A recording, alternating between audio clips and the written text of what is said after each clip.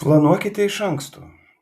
Ko gero visiems yra tekę planuoti malonias pramogas iš anksto, ar bent jau tą pačią dieną, tačiau mūsų pastangas ne visada vainikuoja sėkmė. Kodėl?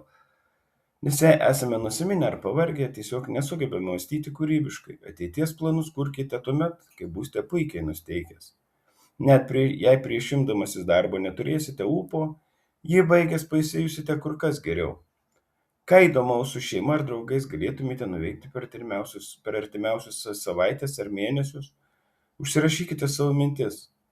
Be to, ateities planais pasidalykite su kitais žmonėmis, kitaip tariant, įsipareigokite viešai. Tai taps papildoma paskata įgyvendinti savo ketinimus. Atminkite, laimingi žmonės savo veiklą planuoja iš anksto. Jei tai įrašyta kalendoriuje, vykdykite planą nepriklausomai nuo to, kaip jaučiatės šią akimirką.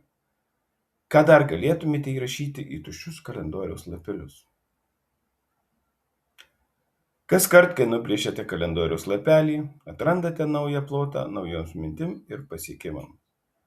Čarlzas Keteringas.